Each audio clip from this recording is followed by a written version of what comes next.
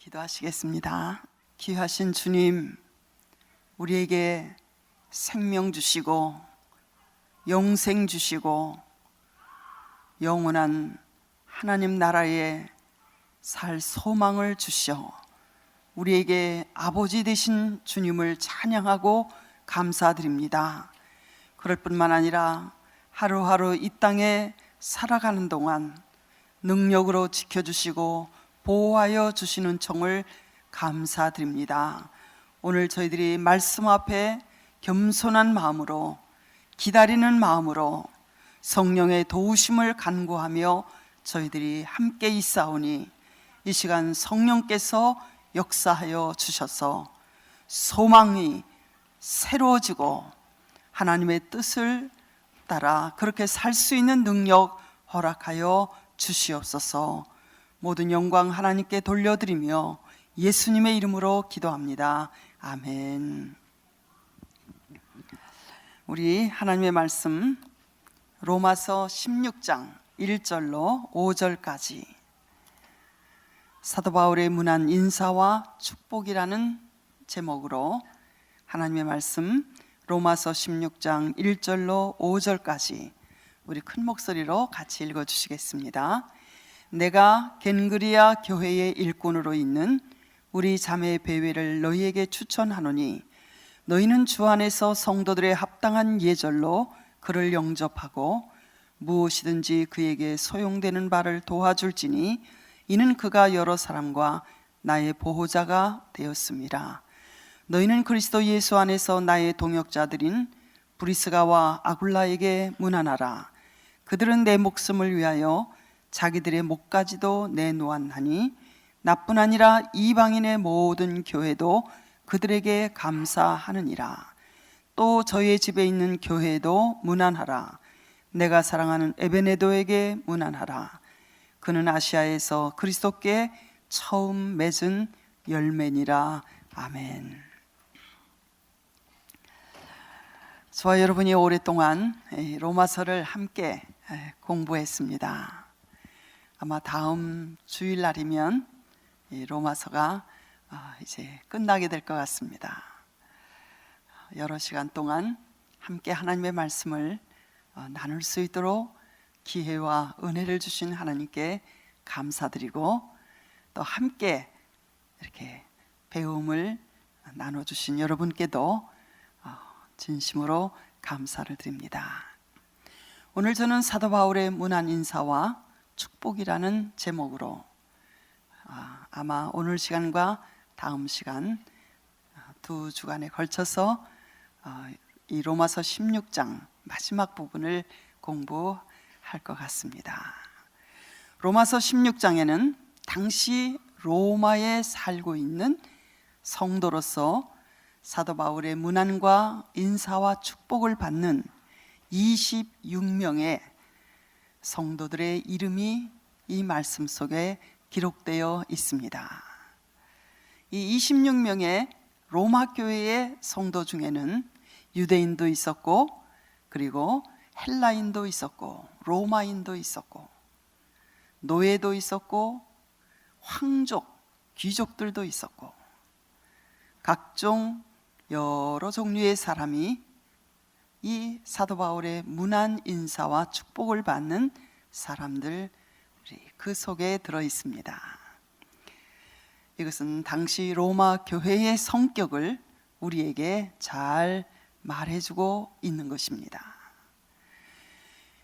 여기 26분의 로마 교회 성도님들 중에는 사도 바울의 문안과 인사와 축복을 받는 사람 중에는 부부도 있었고 그리고 혼자 단독으로 인사를 받는 분도 계셨고 여러 사람이 한꺼번에 이렇게 나오기도 합니다. 우리는 사도 바울이 아직 한 번도 방문해 보지 못한, 아직 한 번도 그가 가보지 못한 이 로마 교회 안에 사도 바울이 그처럼 친밀하게 잘 알고 있는 친숙한 사람들이 이렇게 26명이나 있었다는 것에 놀라지 않을 수가 없는 것입니다. 그러나 그때 당시의 모든 정치적이며 경제적이며 사회적인 상황을 저희들이 안다면 조금은 훨씬 이해할 수 있는 일인 것입니다.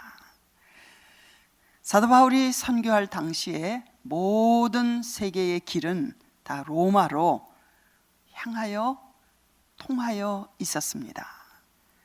그래서 사도 바울 당시에 이 로마 제국은 얼마나 지배하였던 영토가 넓었는가 하면 저 영국으로부터 그리고 저 사우디 아라비아에까지 걸친 이러한 인류 역사상 가장 넓은 영토를 점령했던 그런 제국의 수도가 바로 로마였기 때문인 것입니다. 이방인 세계의 사도요 그리고 대전도자였던 사도 바울은 20여 년 동안을 지금의 그 사이프러스죠. 성경에는 구브로라고 소개되어 있는 그곳과 그리고 지금의 시리아, 요즘에 IS 또 시리아의 그 내전으로 인한 피난민들이 굉장히 중요한 이슈가 되어 있는데 그 당시에 수리아라고 불리웠던 시리아 그리고 지금의 터키, 지금의 그리스, 당시에는 헬라라고 불리워졌었죠. 그런 지역들의 수많은 교회를 사도 바울이 세울 수 있었던 것은 바로 로마의 중요한 도로, 로만 로드라고 불리워졌던 그 길을 따라서 많은 도시에 이르러서 이러한 복음을 전할 수가 있었던 것이었습니다. 그 당시에 모든 세계의 길은 다 로마로 통하여 있었어요. 그래서 이 로만 로드는 항상 왕래가 빈번했습니다.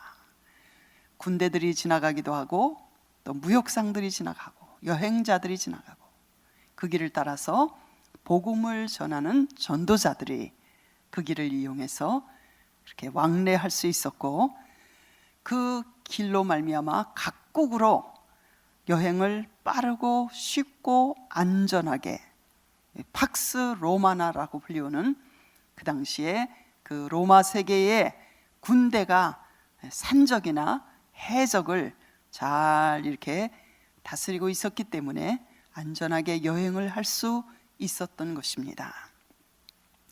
이 로마서 16장에 기록된 26명의 사도 바울의 인사와 문안과 축복을 받는 사람들은 사도 바울이 소아시아 지방과 그리고 그리스, 헬라 지방을 순회하며 전도할 때에 사도 바울을 통해서 전도받았던 사람들이 여기 많이 들어 있습니다.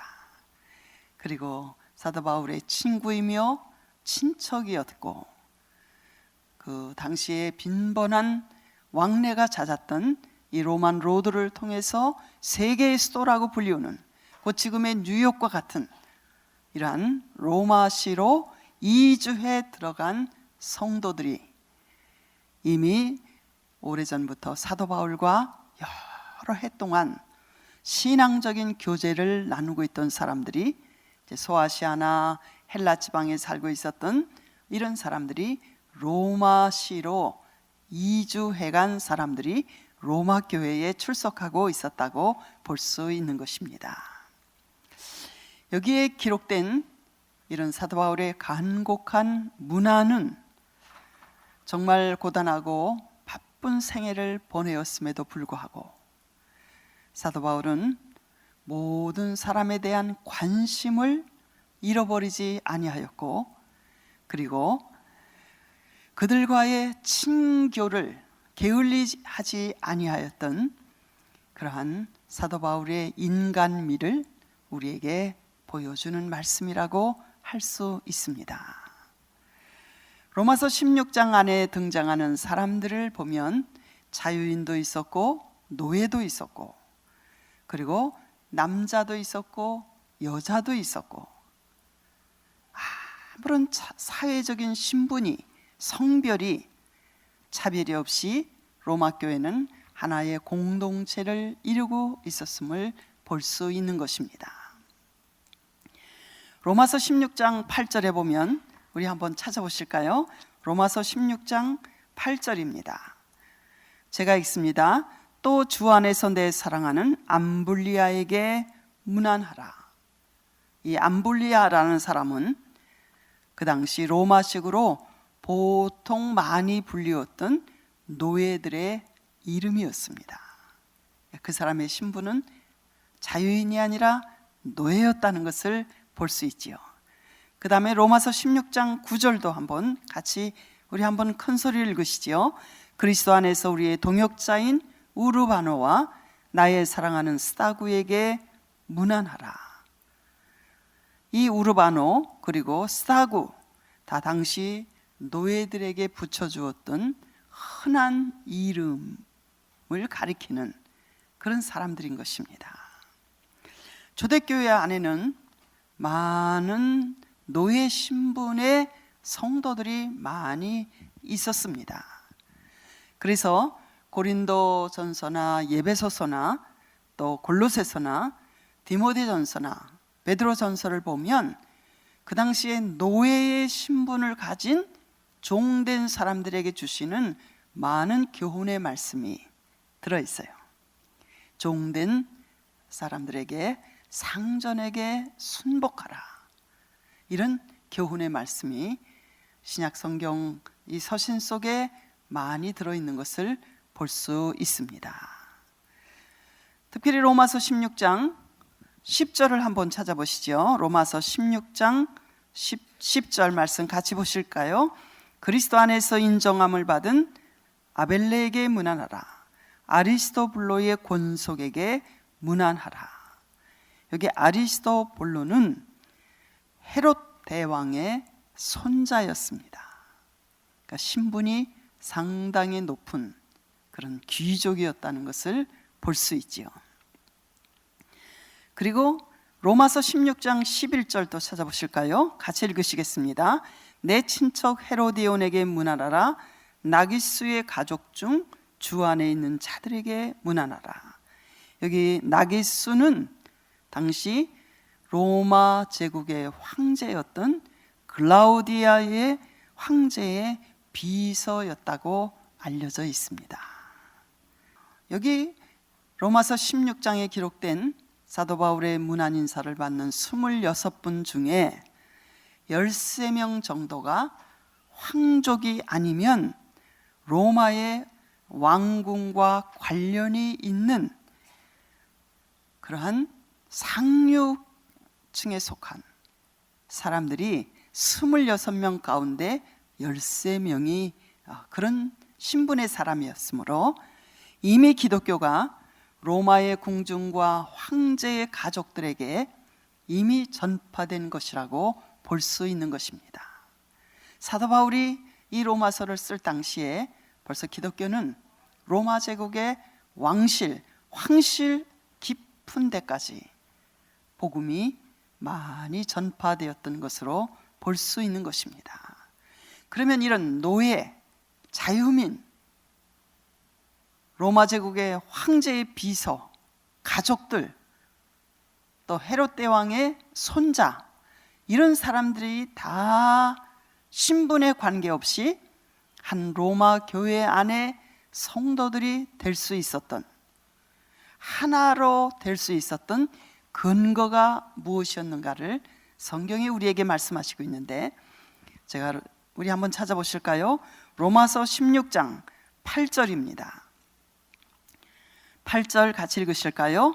또 주 안에서 내 사랑하는 암볼리아에게 문안하라. 그들이 주 안에 있었기 때문이라고 밝히고 있습니다. 그 다음에 11절 말씀도 보시죠. 내 친척 헤로디온에게 문안하라. 나기수의 가족 중 주 안에 있는 자들에게 문안하라. 주 안에 있었기 때문에. 12절도 보시죠. 주 안에서 수고한 두루베나와 두루보시에게 문안하라. 주 안에서 많이 수고하고 사랑하는 보시에게 문안하라. 주 안에서가 그들이 모든 신분의 차이를 뛰어넘어 하나로 될 수 있었던 근거가 되었음을 볼 수가 있습니다. 그 다음 로마서 16장 3절 또 이런 표현을 볼 수가 있는데요. 그들이 하나가 될 수 있었던 근거를 우리는 로마서 16장 3절에서 또 찾을 수 있습니다. 같이 읽어보실까요? 너희는 그리스도 예수 안에서 나의 동역자들인 브리스가와 아굴라에게 문안하라.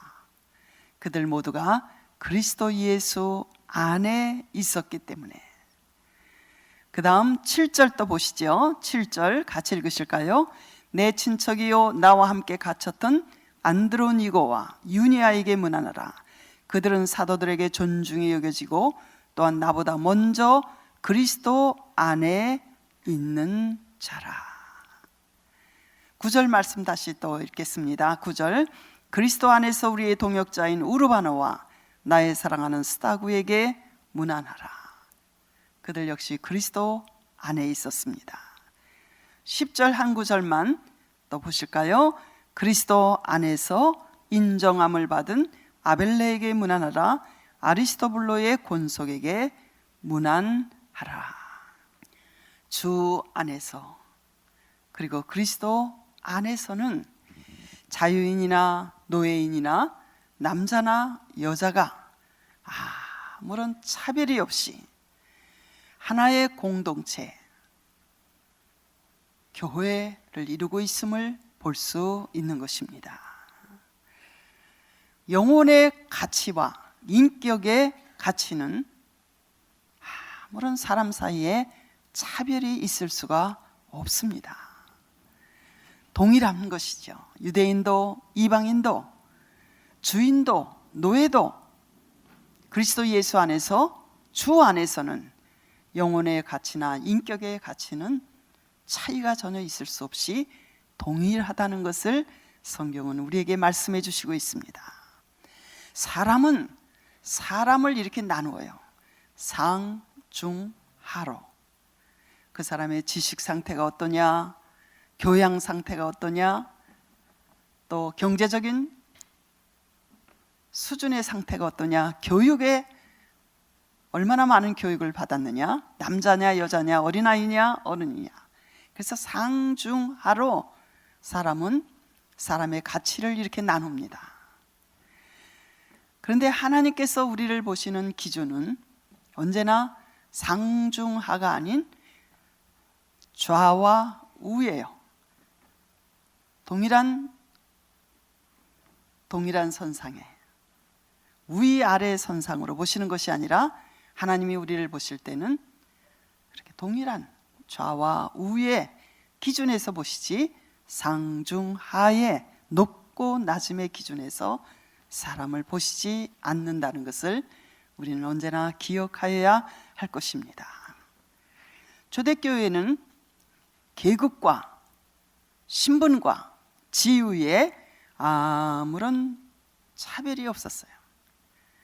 그래서 그 사람이 비록 노예의 신분에 있을지라도 교회의 중요한 그러한 직에 봉사할 수 있는 사회적인 차별이 전혀 존재하지 않았음을 우리는 초대교회를 통해서 볼 수 있습니다. 비록 그 사람이 비천한 노예의 신분이었지만 믿음에 따라서 주님을 사랑하는 그 신앙과 헌신에 따라서 교회 안에 들어와서 중요한 직책을 맡아 봉사하고 있었음을 볼 수 있는 것입니다.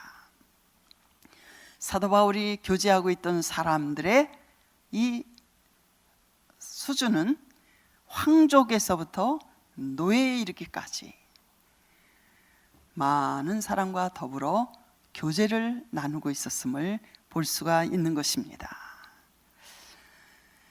우리는 두 번째로 이 로마서 16장에서 이제 마지막 이 로마서를 서신을 끝내면서 사도 바울은 예수 그리스도 안에서 주 안에서 이 하나된 공동체 교회의 이 하나됨을 끝까지 덕스럽게 유지하고 지키기 위해서는 로마 교회 성도들이 꼭 기억해야 할 한 가지 중요한 내용을 아주 엄하게 경계의 말씀을 주시고 있는 것을 볼 수 있습니다.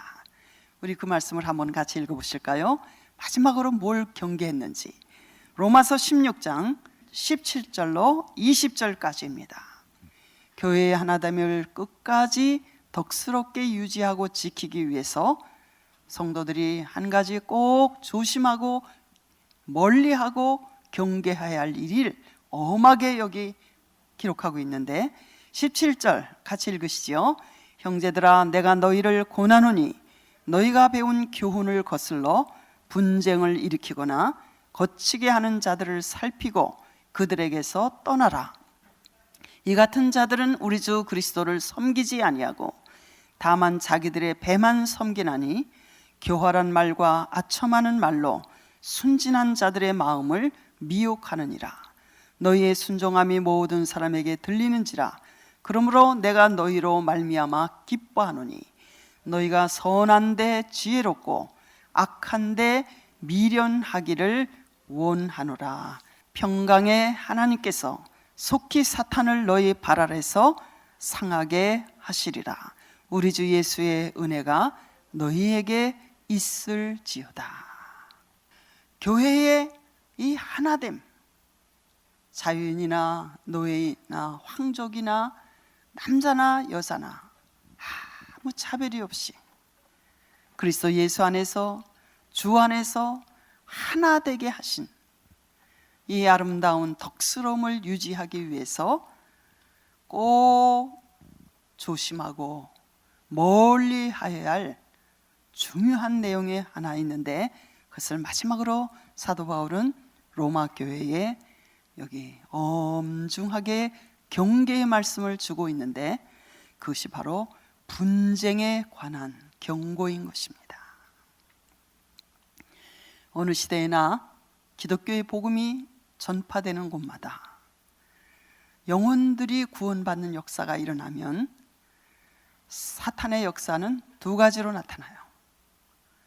외부적으로는 방해하는 일, 핍박을 통해서 사람들을 신앙생활을 못하게 방해하고, 그리고 내부적으로는 교회 안에서 사람들을 일으켜서 하나님의 말씀, 교훈을 거스리고 분쟁을 일으키는 자들을 세워 하나님의 교회의 부흥을 방해하는 일, 그 일은 언제까지 계속될 것이라고 말씀하고 있는가 하면 예수님께서 재림하셔서 사탄을 발 아래 두실 때까지, 사탄이 이 인류 역사 속에서 완전히 추방되어 무적행에 던져 잠겨질 때까지 계속 존재하게 될 것인데, 성도들은 바로 이런 분쟁을 일으키는, 교회 안에서 분쟁을 일으키는 자들에게서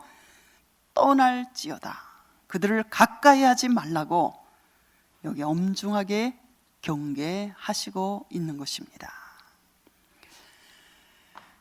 우리 그리스도인들은 주님의 교훈을 성실하게 우리가 지켜야 되고, 그리고 오래 참음과 사랑 가운데서 서로 용납하고, 그리고 평안에 매는 줄로 성령의 하나 되게 하신 것을 힘써 지켜야 한다는 그러한 말씀에 우리 모두는 순종하여야 하는 것입니다. 그러나 교회를 혼란하게 만들고 분쟁을 일으키는 사람들을 넘어지게 거칠게 하는 사람들에게는, 그들에게서는 반드시 떠나라고, 그들과 교제하지 말라고 우리에게 경계의 말씀을 주시고 있는 것입니다. 오늘 저희들이 읽은 로마서 16장 17절로 20절은 사도 바울의 마지막 경고와 교훈의 말씀입니다. 교회 안에서 분쟁을 일으키는 거짓 스승들, 거짓 형제들, 거짓 교사들, 이런 사람들을 주의하라고 경고하는 것으로 그의 마지막 교훈의 말씀을 강한 어조로 여기에 당부하고 있는 것을 볼 수 있습니다. 그 사람들은 예수 그리스도를 섬기는 사람들이 아니고 자기 중심으로 생활하고 생각하고 말하는 사람들이기 때문에 그들의 특징은 언제나 말하는 것이 능수능란해서 순진한 사람들을 쉽게 넘어가도록, 분별하지 못하고 순진한 사람들을 미혹하여 신앙에서 떠나게 하는, 넘어지게 하는 자다.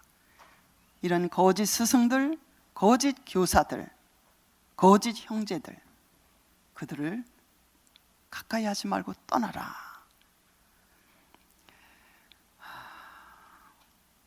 그러면서 성도들은 선한데 지혜로워야 되고, 그리고 악한데 미련하게 되어서, 선한데 지혜롭고 악한데에는 어리석고 미련하게 되면, 그리고 그 악과 절대로 타협하지 말라고 우리에게 교훈을 주시는 말씀인 것입니다. 감사한 것은 우리 교회의 40년 역사에 이러한 분쟁이 없이 하나님의 은혜로 잘 이렇게 교회가 지나오는 것이 하나님의 은혜이고, 또 많은 여러분들의 기도와 사랑과 섬김과 이런 것들을 통해서 하나님께 영광이 돌려진 줄 믿습니다. 이러한 전통이 주님 오시는 그날까지 이 프라미스 교회의 아름다운 전통으로 계속되기를 주님께서 그렇게 도와주시기를 간절히 기도하고 있는 것입니다. 그렇게 믿으시면 아멘 하시죠? 아멘입니다. 교회가 갈라지고 마음 약한 성도들이 신앙에서 떠나게 되는 문제는 대부분 교회 분쟁 때문입니다. 분쟁은 사람들의 마음에 깊은 상처를 남기고 신앙에서 회의를 느끼고 사람들로 하여금 떠나도록 만드는, 예수 믿는 사람 때문에 예수 믿지 않게 되는 그러한 너무나 슬픈 일이 얼마나 많은지 모릅니다. 그러한 일이 생기지 아니하도록, 혹시 그런 사람이 일어날 때는 우리가 기도로 물리치고 그런 사람들과 가까이 하지 말라고, 함께 동조하지 말라고 사도 바울은 로마 교회를 향해서 마지막 경고를 주시고 있는 것입니다. 이제 사도 바울은 26분의 로마 교회 성도들에게 문안하기 전에 로마 교회를 향해서 한 사람을 추천하고 있는데, 그 사람이 누구였는지 로마서 16장 1절과 2절이 로마 교회에 추천한 한 사람을 여기 소개하고 있습니다. 16장 1절과 2절 우리 한번 같이 읽어 보실까요? 내가 겐그리아 교회의 일꾼으로 있는 우리 자매 베베를 너희에게 천거하노니, 너희가 주 안에서 성도들의 합당한 예절로 그를 영접하고 무엇이든지 그에게 소용되는 바를 도와줄지니, 이는 그가 여러 사람과 나의 보호자가 되었음이니라. 사도 바울은 문안에 앞서서 겐그리아 교회의 일꾼으로 있는 베베 집사님을 여기 추천하고 있습니다. 이 베베라는 이름은 헬라 이름으로 굉장히 아름다운 뜻을 가진 이름입니다. 맑고 깨끗하다, 빛나다, 그런 뜻을 가진 이름이에요. 참 이름이 중요한 것 같아요. 남자를 여자 이름으로 지으면 영락없이 여자같이 이렇게 행동하는 모습을 볼 수 있어요. 또 여자를 남자같이 이름을 지으면 평생 그 이름을 불러주면 이렇게 남자 같은 그런 삶의 방식을 가진 모습을 볼 수 있습니다. 그래서 이름을 잘 지어야 되겠구나. 이 겐그리아라는 교회의 일꾼으로 있는, 그러니까 일꾼이라는 말은 헬라어로 디아코노스, 조력자, 그리고 사역자라는 뜻을 가지고 있는데, 오늘날에는 집사님으로 번역이 되어서 불려지고 있는 그러한 명칭인 것입니다. 사도 바울은 이 로마서를 AD 57년 초에 고린도에서 기록하였다고 우리가 여러 시간 공부를 했지요. 그의 친구였던 가이오의 집에서 머물면서 그의 비서였던 더디오에게 이 로마서를 대신 받아 쓰도록 그렇게 대서하게 해서 이 로마서를 썼고, 이 그가 쓴 이 서신을 겐그리아 교회의 여자 집사님이었던 이 베베 집사님의 손에 들려서 이 자매가 이 서신을 가지고 배를 타고 겐그리아 항구에서 떠나 로마 교회로 이 서신을 전달하여 저와 여러분에게까지 이 로마서가 우리 손에까지 올 수 있게 되었던 것입니다. 겐그리아는 고린도, 지금 이제 그리스 지방의 아가야 지방이라고 불리우는, 옛날 헬라의 북쪽 지방을 가리켜 마게도니아라고 불렀고, 또 헬라 지방의 남쪽 부분을 아가야 지방이라고 신약 성경에는 그렇게 불렀습니다.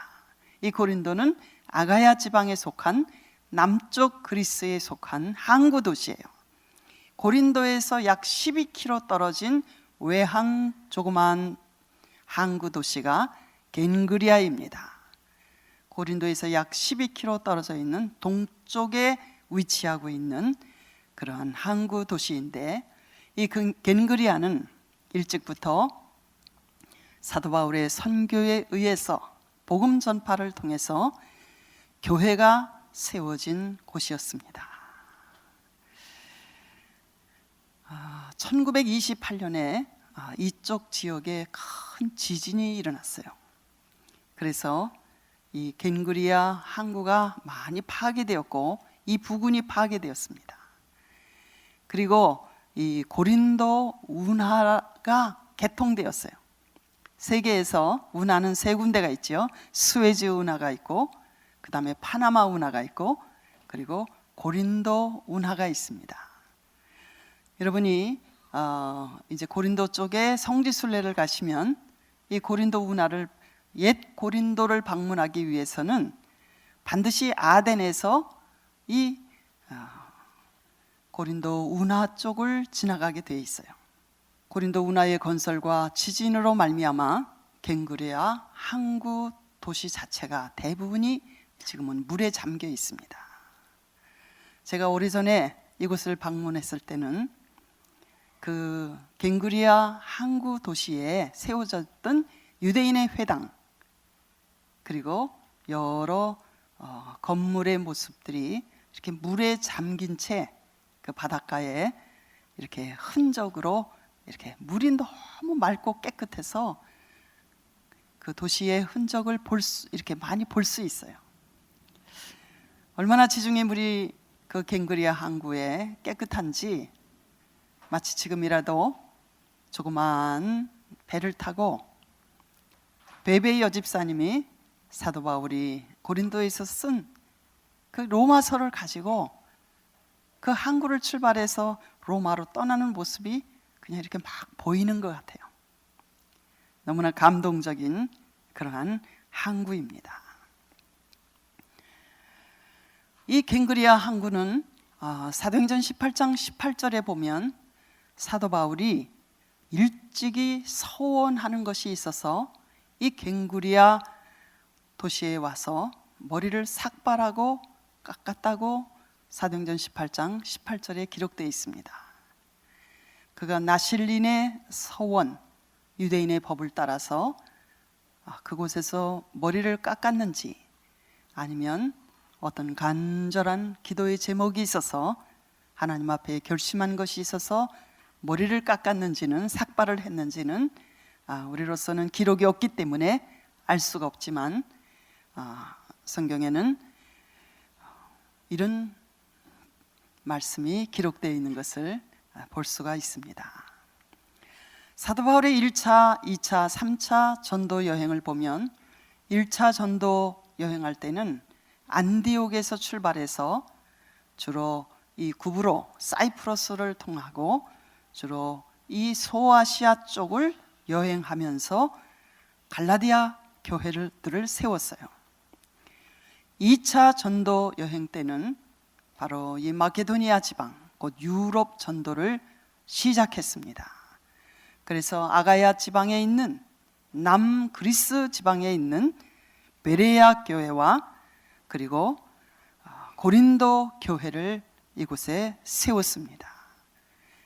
아마 이때에 이 2차 전도 여행 시에 고린도에서 약 12km 떨어진 이 겐그리아 항구 도시에 머물면서 아마도 베베 여자 집사님이 이 사도 바울을 극진히 보호하고 대접하였던 것으로 그런 기회를 가질 수 있었던 것으로 보여지기도 합니다.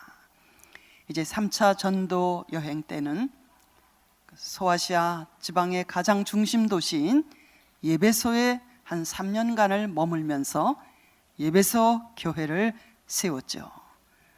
예베소는 당시 소아시아에서 헬라 문화가 아주 깊이 이렇게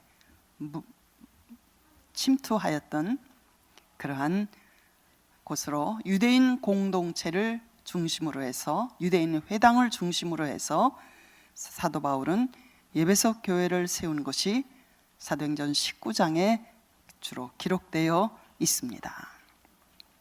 마지막 네 번째 전도 여행이 바로 그가 예루살렘에 올라갔다가 체포돼서 그가 꿈에도 그려둔 로마 복음을 전하러 가기 위해서 쇠사슬에 묶인 몸으로 가이사랴 항구에서 배를 타고 로마를 향하여 갔던 여행이 4차 전도 여행이라고 할 수가 있습니다. 우리 자매 베베 여자 집사님에 관한 내용은 여기 사도행전 16장 1절과 2절 외에는 아무 데에도 더 이상 언급되어 있는 곳이 없습니다. 딱 한 줄, 두 줄 이렇게만 그의 이름이 여기에 언급되어 있는데 그가 무슨 일로 로마를 방문하러 갔는지는 알 수 없지만 그는 이 서신을 로마서를 베베 집사님 손에 들려서 로마 교회에 전달하도록 사도 바울이 그를 높이 추천하면서 로마 교회가 이 베베 집사님을 따뜻하게 영접해 주기를 여기 추천하면서 간절히 바라고 있는 것을 볼 수 있습니다. 아마도 베베 집사님은 순회하는 그러한 복음 전하는 사람이나 또 성도들을 보호하고 대접하는 일에 수고를 아끼지 아니하였던 그러한 헌신적인 여자 집사님의 틀림이 없습니다. 로마서 16장에 기록된 사도 바울의 문안 인사를 받는 26분의 성도 중에는 여자 이름이 약 10명 정도가 언급되어 있습니다. 교회 안에서의 우리 여자 성도님들의 봉사와 헌신이 옛날이나 지금이나 전혀 변함이 없이 얼마나 중요한 일이었는지 사도 바울은 여자 성도님들의 헌신과 봉사에 대해서 감사하는 흔적을 이곳에서 나타내 보여주고 있는 것입니다. 사도 바울은 로마 교회 성도들이 이 로마서를 가지고 가는 베베 집사님을 합당한 예절로 주 안에서 따뜻하게 영접하고 도와줄 것을 추천하면서 소개하고 있는데 사도 바울이 로마서를 고린도에서 썼음에도 불구하고 고린도 교회 성도들의 손에 의해서 로마서를 로마 교회에 전달하지 아니하고 고린도에서 약 12km 떨어진 조그마한 항구 도시였던 겐그리아 교회에 여자 집사님이었던 베베 집사님 손에 들려서 이 서신을 로마 교회에 전달하는 것을 보면 사도 바울이 얼마나 베베 집사님을 신뢰하고 있었다는 것을 우리는 이 말씀 속에서 찾아볼 수 있는 것입니다.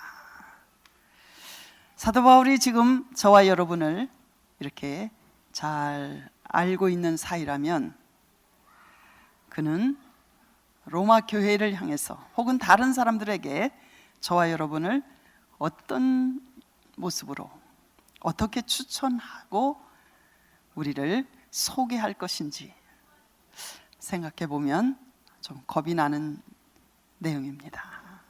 우리를 어떤 모습으로, 이 사람은 정말 많은 사람들의 보호자가 되었던 귀한 분입니다.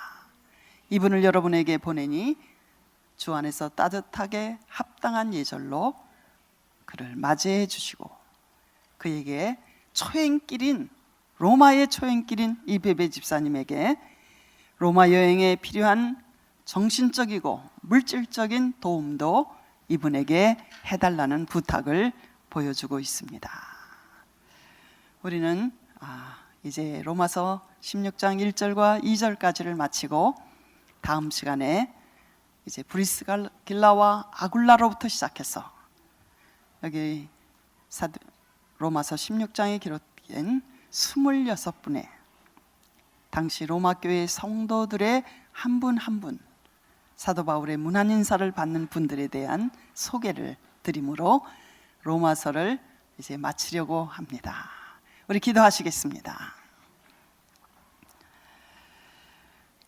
자비하신 주님, 사도 바울이 기독교의 근본적이고 기본적인 복음 진리를 로마서에 기록하여 갱그리아 교회의 신실한 일꾼인 베베 집사님 편에 보내면서 우리에게 교훈해 주신 많은 여러 가지 귀한 말씀들을 오늘과 다음 시간을 통해서 저희들이 마지막으로 공부하려고 합니다. 귀한 교훈을 얻을 수 있도록 우리 삶 속에 적용할 수 있도록 주님 은혜 주시기를 간구합니다. 주님 앞에서 또 사도 앞에서 귀한 추천과 소개를 받을 수 있도록 우리의 삶이 다른 사람에게 도움이 되는, 유익이 되는 그런 삶을 살게 도와주시옵소서. 감사하며 예수님의 이름으로 기도합니다. 아멘.